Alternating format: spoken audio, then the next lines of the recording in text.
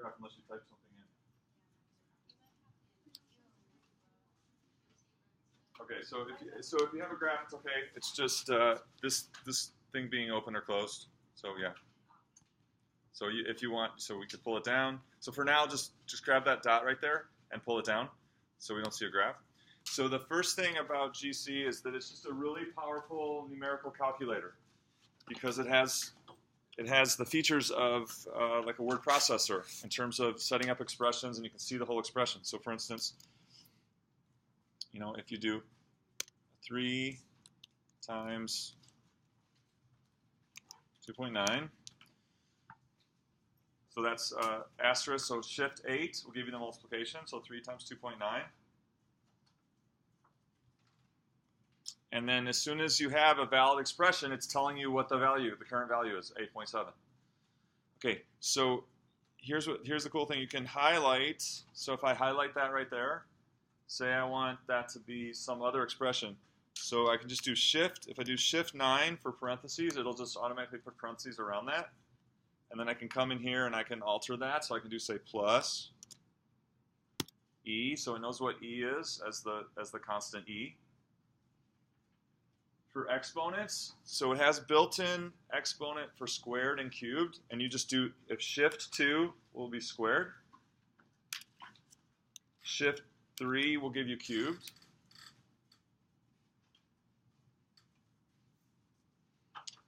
so we'll leave it at that. Okay, and then suppose so you can come in and highlight, say highlight the 2.9 and then do divided by, and it'll set up the fraction for you. So then say we want divided by pi. So if you type in pi, it automatically has the constant pi for you.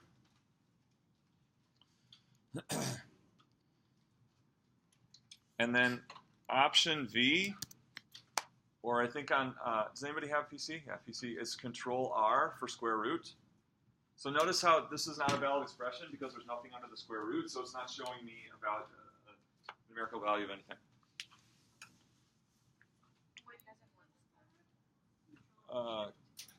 Control Shift R? Control Shift R. Control Shift R gives you the square root for PC. And then option V is square root for Mac. So then we come in here and say, you know, -5 plus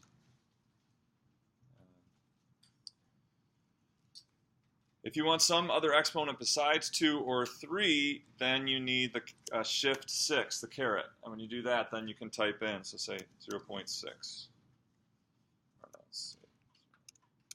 So to the, say, 5th. There we go.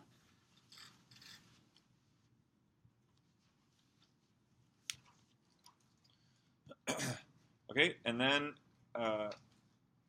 you can highlight the whole thing and you can do copy and paste. So if I do copy, I could paste this whole thing again right here on this own line if I wanted to say just have it again, or I could start a new line on a Mac. To start a new command line, it's command return. On a PC, it's control return, and I can do paste, and it brings up the same thing. I could edit that one and leave the original one as it was. So I can come in here and say, oh, I wanted pi minus 2, and I really meant this to be a cosine of 8. So it has built-in functions like cosine, sine, as we've seen, e, pi, etc.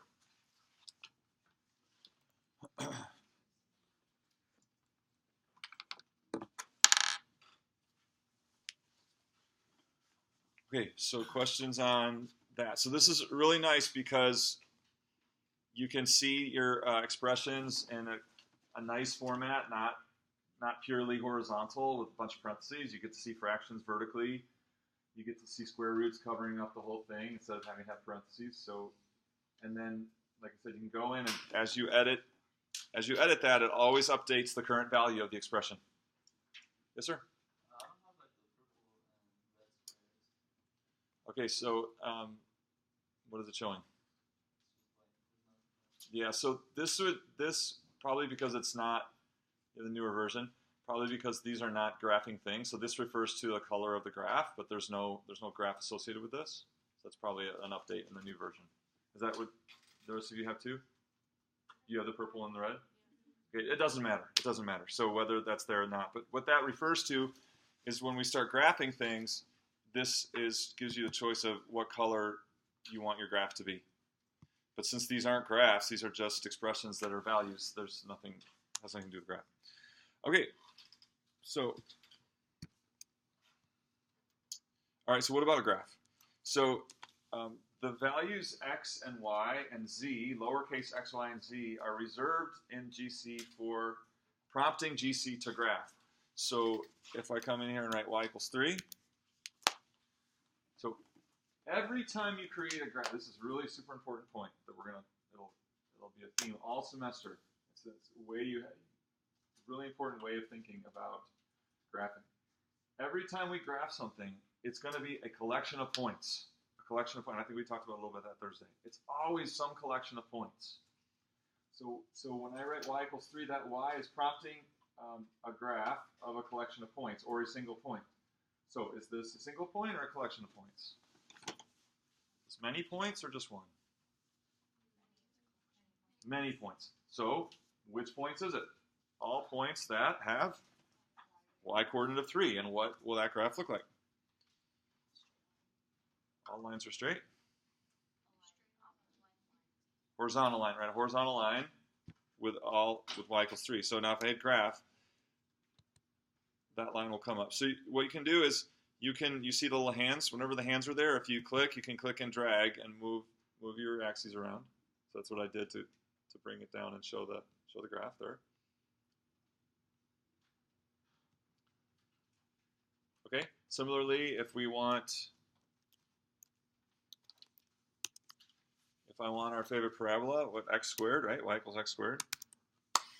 So in terms of colors of graphs, these the green and blue and yellow aren't really good for curves and lines.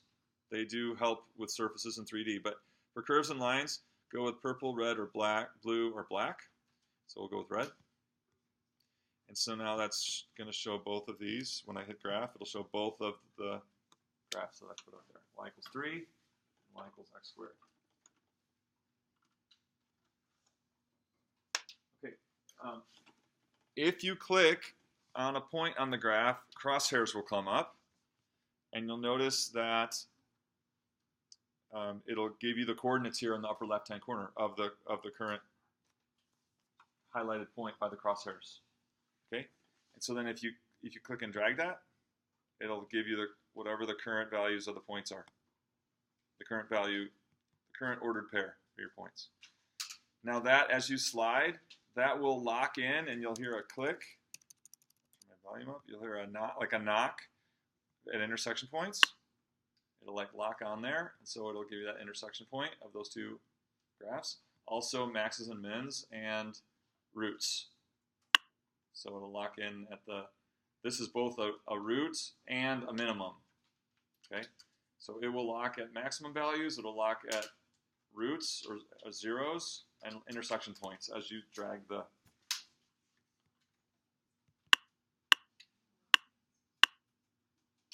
Okay, questions so far?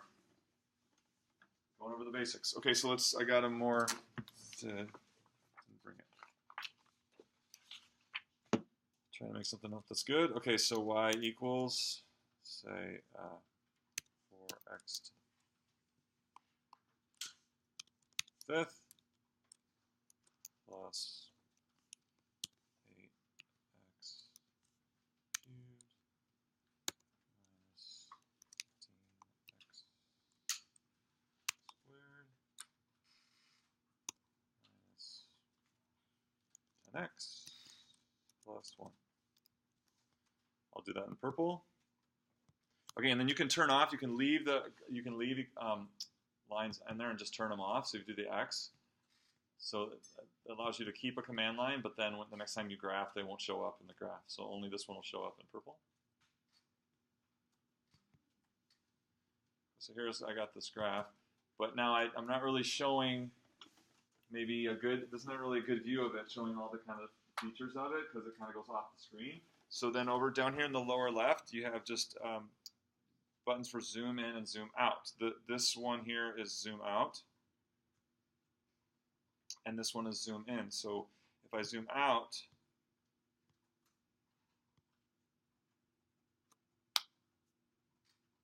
that's all fine, except it still doesn't give me a better view. It kind of, what I'd really like to do is, I'd really like to just zoom out on the y-axis and leave the x-axis as it is, or maybe even zoom in on the x-axis, right? Yeah, question. So, out of curiosity, I actually wanted to try typing in z equals x, and I noticed that there's like a 3D graph version. Are we going to be like testing with that at all? Yeah, we're going to do some stuff with that. All right. Okay, so what I want to do is I want to zoom out on the y-axis. So if you hit Option on Mac, you'll notice that your zoom out and in buttons get little horizontal arrows. So by holding down Option and hitting those buttons, you'll only zoom in or out on the horizontal axes. And then if you do Command, it'll only zoom in or out on the vertical axes. What is it on PC? Control and Shift? Control and Shift. Hold down one of those two and it'll allow you to zoom in or out just on one of the axes. So what did I say? I wanted to zoom out on the y-axis. So I'm going to hold down Command, and I'm going to do zoom out. And now it'll maintain the x-axis and just zoom on the y-axis. Say I want to zoom in on the x-axis. Maybe now zoom out on the whole thing. So maybe this is a better view. Maybe I want to zoom back in on the y a little bit, because I'll bring it a little close. So maybe that's a good view of this now. Okay, notice again, I'll show you the roots and the maxes. So if you grab the crosshairs, it'll knock on the root, the min, the root, the max, the root. It will lock on and give you the best approximation of those x and y values. Any questions so far?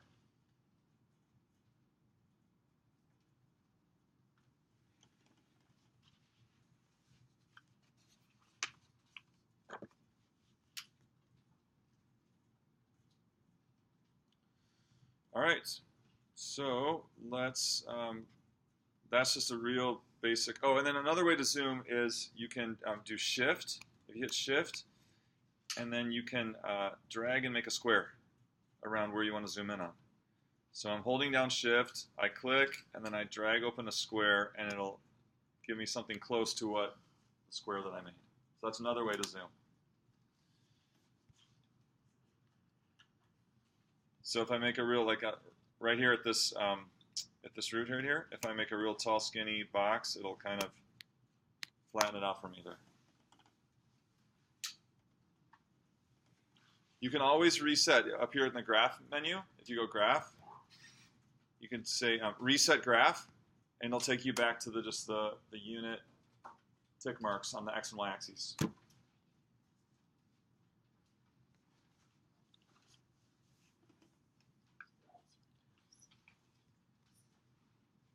Okay, any questions on that? All right, so let's do a couple exercises here. Let's watch a video first. Videos are fun.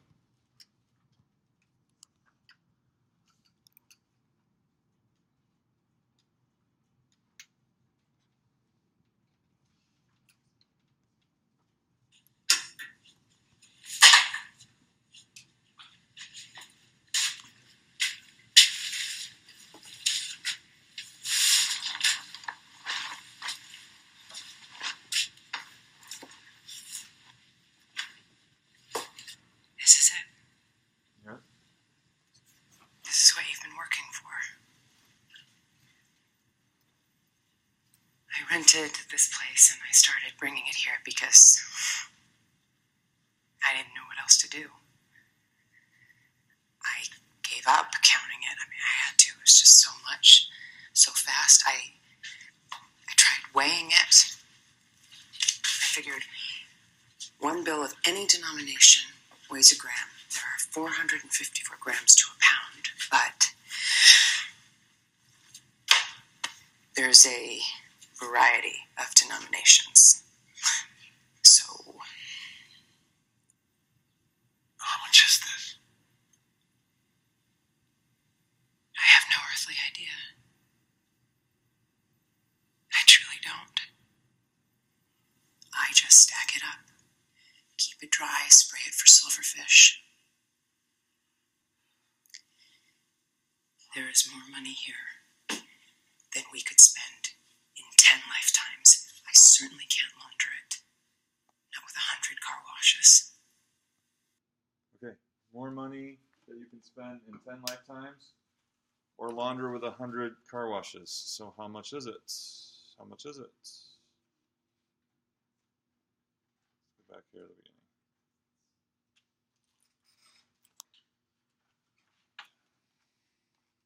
So we're going to figure out how much that is.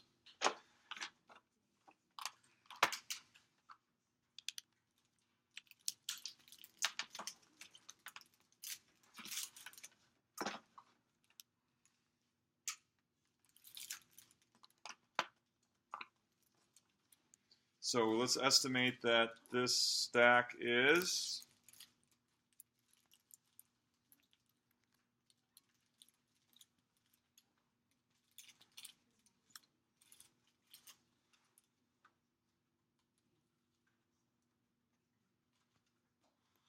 I'm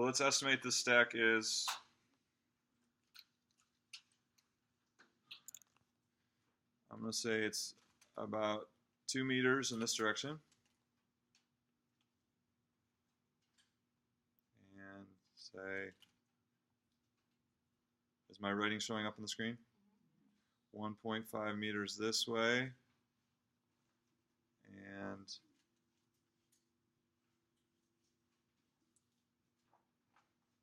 say 3/4 of a meter high. Seem like reasonable estimates?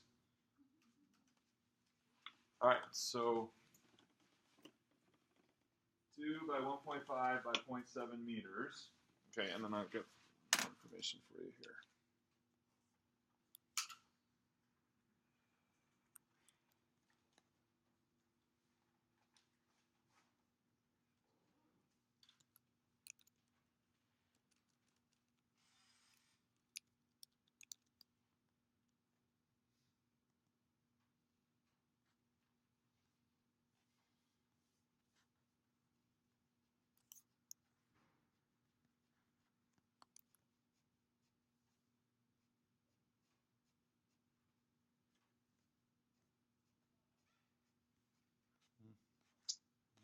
This is the one I wanted.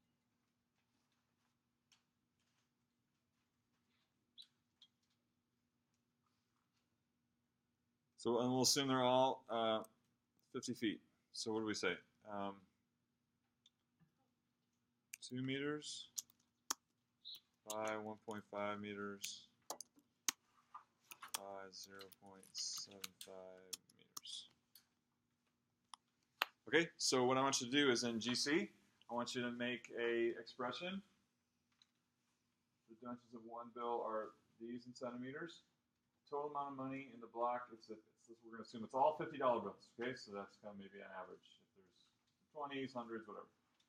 And then the block is 2 by 1.5 by 0.75. I want you to write one expression. So in one command line, write an expression that would calculate how much money was in that that big stack of bills. Okay. So if you don't, did we get converging on an answer we agree with? Yeah. What was it? How much? 100 million. Almost 100 million, right? You got about 100 million? Yeah. 99 million. I rounded up.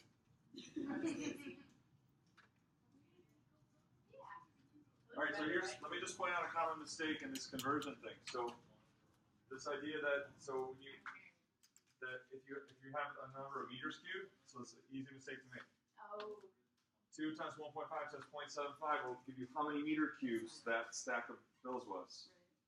So then, are there 100 centimeter cubes per meter cubed? So this is kind of a perspective on here. If this is a meter cube, centimeter cube would be like even smaller than that, right? So do 100 of these make up a meter cube? More or less? A lot more, right? 100 centimeters cubed would just line up along one edge. That'd be 100. So it's a mistake that students make all the time in conversion. When we're talking about area and volume. Since there's 100 centimeters in a meter, there must be 100 centimeters cubed in a meter cubed. But instead, there's how many centimeters cubed in a meter cubed? How many of those would be in a meter cubed? 100 cubed of these would fit in there. Which is, 100 cubed is? 1,000,000. There's 1,000,000 of these fill up this, not 100, but it's a really common mistake. You have meters cubed. Oh, if I need centimeters cubed, just multiply by 100. Do you see what I'm getting at? And does the picture help? Okay. Okay, any other questions about this? Is everyone able to get 99 million somehow?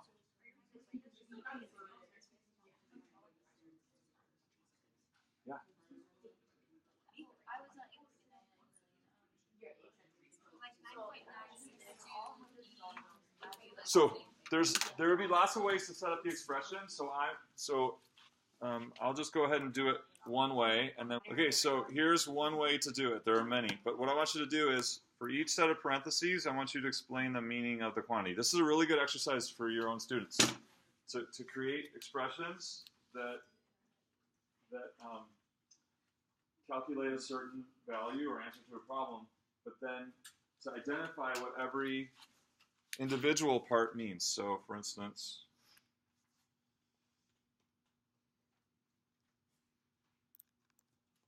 so one of these, we'll call this A. That set of parentheses right there. This set of parentheses right here, I'll call that B. This set of parentheses right here, I'll call it C. Really, what I wanted was this. So anything you highlight and do Shift 9, it'll just throw parentheses around the whole thing.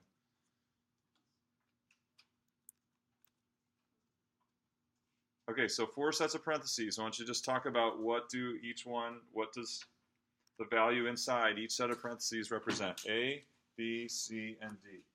And then the whole thing, obviously, is the amount of money. Okay, go, discuss among yourselves.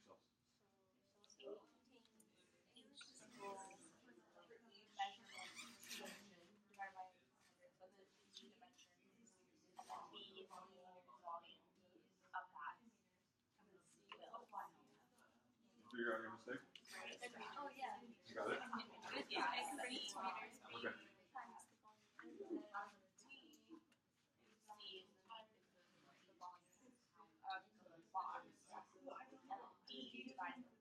So we're talking about in the problem, like what does it mean, and then the units, right?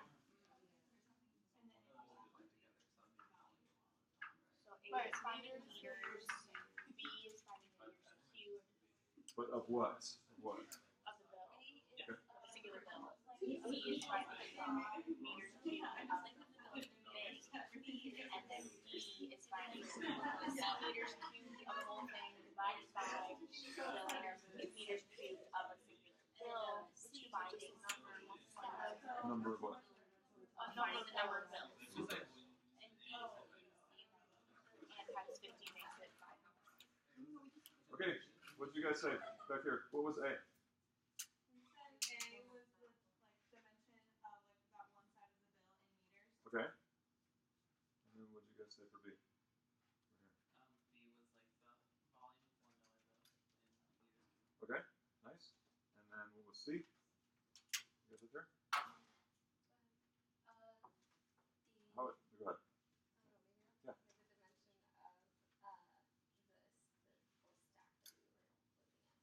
The dimension. What do you mean? Like the volume, Volume in meters. No, in centimeters. Centimeters. Meters cubed, right? Meters cubed is C, the meters cubed of the stack of bills. And then D, you guys? It's dividing the meters cubed of the whole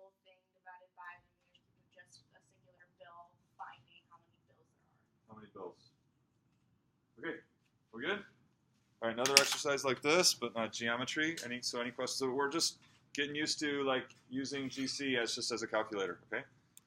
But this is a really good exercise just for students to come up with with unit analysis problems. Have them write one expression and then identify the meanings of each part. Okay, here's another one.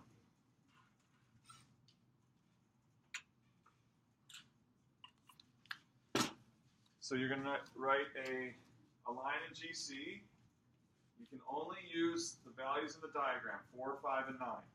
So don't do any intermediate calculations. Only use 4, 5, and 9. And then you can use 2 and pi also. Use 2 and pi. I'm going to write one expression for the area of the region inside of the trapezoid, but outside of the circle. Okay? So what area is that? This. All of this stuff. And over here. And up here.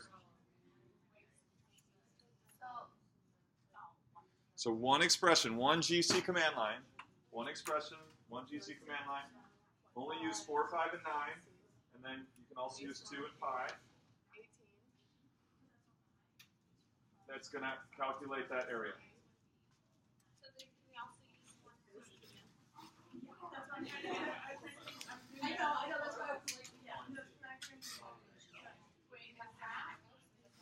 So yes, you can use one. If you want to use one, you can use one also.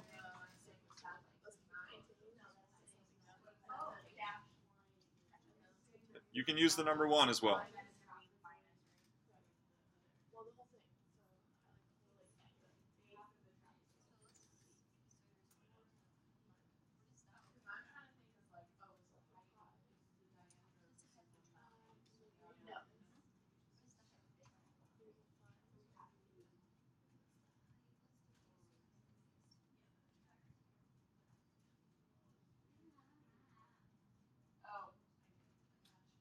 So do you understand what all the dimensions are?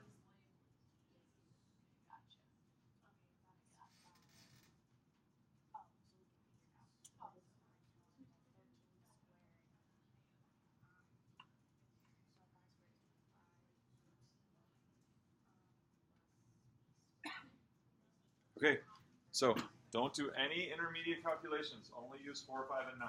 Only use 4, 5, and 9. One expression to get this area.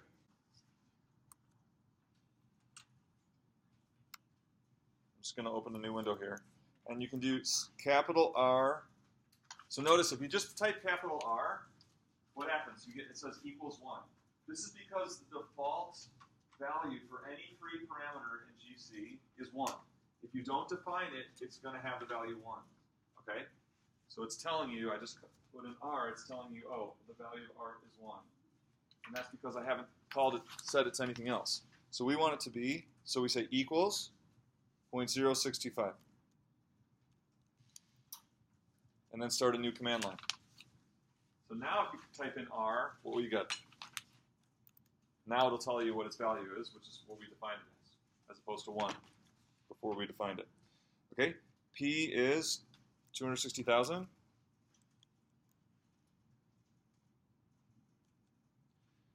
N is 360.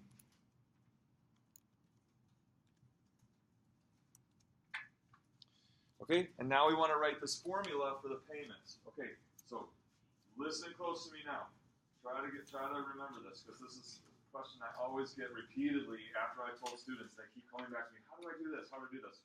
So try to get this. If you want a variable that is a string of letters put together, like a word, so I want PMT to mean a single variable. So here's what you're going to do. You're going to hit backslash, which is the character above return. And then I'm going to type in my character string that I want to be one variable, so capital P, M, T, and then I'm going to hit backslash again, and then the backslashes are going to disappear, and the whole thing will be highlighted. Now in this file, whenever you type in capital PMT, it's going to see it as a single variable. And you see now it has the value 1. So how do you make a character string into a single variable? Let's try it again. So I want cheese. Okay? I want the word cheese to be a single variable. How do I do it? Backslash, cheese, backslash. And then it highlights it. It says, okay, cheese is one thing. It's just one variable. It's equal to 1. I like cheese. All right, so back to payment. So backslash, PMT, backslash. And now I want that to equal, we're going to type the formula in. R over 12, capital R over 12, times capital P, this is this formula on your sheet there, times 1 divided by 1 minus, parentheses, 1 plus capital R over 12 to the capital N. So shift 6, shift N. Now that's defining the value of PMT. So it's not giving us a value, right? It's not giving us a value for PMT. This is the line. Did I get that right? Is that the same as what it says? Negative N, thank you. Negative N. So this command line defines what PMT is. Now in the next line, if I type PMT, it's going to give me the value according to what? The values of R, P, and N that I already defined, substituted into here, calculating PMT. Now this line tells me what PMT is. Do you see? So now I want to go and do the next line. How do I find the payment if R is 0.065, P is 580,000, and N is 480? All I have to do is change the individual values of R, P, and N. So let's do that. Let's get the payment for. So if I go in, what's the new value of R? 0.0 what? 65. It's a little dark up here. The new value of P is it 380? And the new value of N is 480. New payment for those parameters, 2224.74. Does it make sense?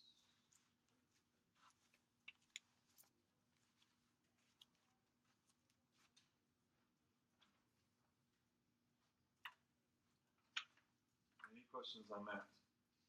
So how would you rather build that table? Would you rather have a command line with all the numbers in and one for each payment that you're going to calculate, or would you do it this way? Much easier, right? Because now we've got that formula in there. All we have to do is get the values of R, P, and N correct, and then we crank out the payment.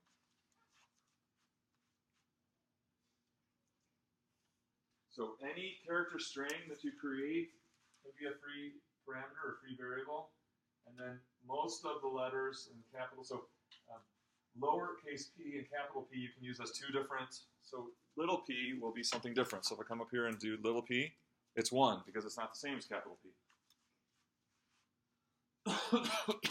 But if I do capital P, well, that's 380,000 because I defined it in the previous line.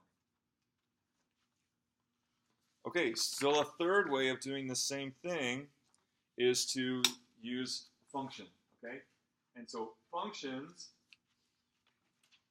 I hope that you gain appreciation for functions from this course. So a big part of this course is that you start moving towards having more of a function mentality in mathematics, okay?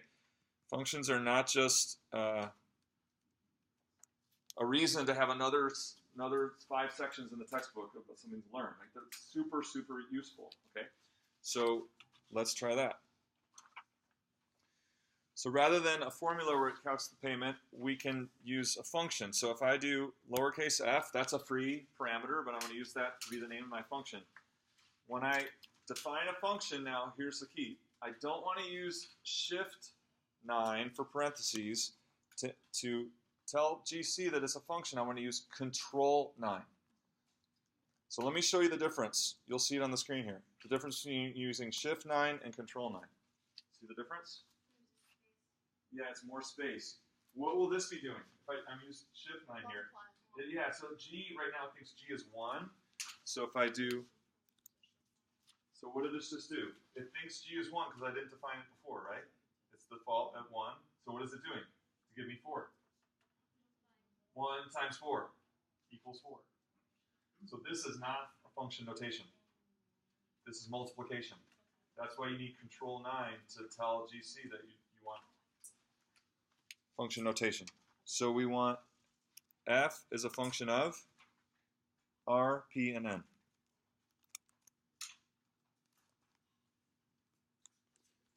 Okay, and now we want to define that function as, I can take that formula that I did before, copy and paste. So what advantage does setting this up as a function have over setting it up as a formula? What's the advantage? Does anybody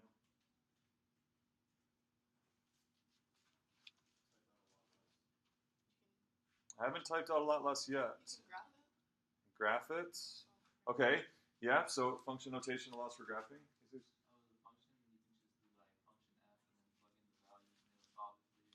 Right. So the advantage to function notation is, or defining a function is using function notation. This notation right here is really powerful and helpful, and that stands for a number, right? So that stands for a number. So for instance, the one we had before, so now we can do f control 9 of, what's r? 0.065, comma, what's p? 380,000. And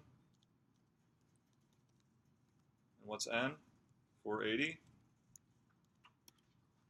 Is that the right same payment we got before? Yeah.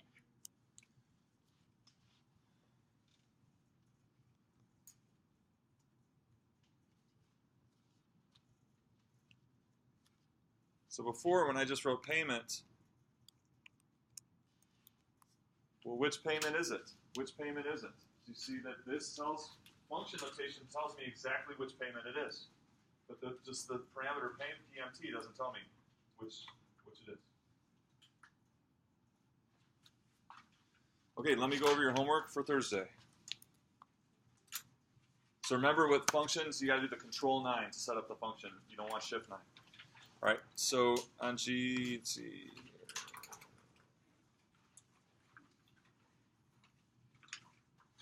So here is this is the assignment that just was posted. So the first thing is, hopefully you've read the article, you've gotten going on the critical précis and the discussion questions. So you're going to bring a hard copy to class and have it all together, all right? So you can do the critical précis and the discussion questions all together. Remember, the critical précis is just a shortened version of the article. You're kind of like rewriting the article in a shortened version, getting all the main important points. Yeah. About how long do you want that to be? Long enough to get all the important points, but shorter than the article. Okay? So, I don't remember how long that article is, so it's hard to say. It's 12 pages, but there's a lot of the transcript in it, right? A lot of that's transcript. About a half. Okay, it shouldn't be 1 page, and it shouldn't be 6 pages. How about that? Does that give you an idea? 1 page would not be able to get all the important points. 6 pages would be too much. Okay, so that gives you an idea. All right, so that's the critical précis. So part B, I posted above. This says GC graphing intro homework. That's this blue handout, but there's more, and there's actually 6 pages here, so it's important. This has 6 pages, where this was only the first 4 of those. So you're going to work through pages 3 and 4, and then method 3 in a graphing exercise. Okay, so when you do that, there's nothing to hand in, but everything is, you got to make sure you catch all the details, because that's essential for succeeding on the parts you are going to hand in. So don't skimp over 3 and 4. Make sure you go through slowly, read carefully, get all the details. Then part C is pages 5 and 6, which is only available at this link right here, 5 and 6. And you're going to create 3 GC files that are all going to have graphs. You're going to be graphing 3 things. Okay, so for full credit, what you submit must be exactly as what you see in that file. So you want to look at that file on the screen to see all the details, color, everything on the screen. And then what you submit must be exactly the same in every way. identical. Every detail needs to be the same. When I open up your GC file, what I want to see is exactly the image I gave you. Exactly, in every aspect. Does it make sense? So sometimes students get into the mind of thinking, he's like, oh, he's not talking about that. That's okay if that's different. No, I mean every single thing needs to be exactly the same. Okay? That's for pages 5 and 6. So then you're going to submit 3 files. I'm going to send you an email Wednesday night. And you're going to reply to that email with 3 files. I'll repeat this information in the email. Reply to my email with your 3 files attached. Don't change the subject line when you reply, so I get it all together. So those are the 2 things you're going to have ready is the critical price C assignment, and then you're going to reply to my email with 3 GC files, which are from pages 5 and 6 on that link. Is the task clear? If not, just read through that post again, and it has all the details.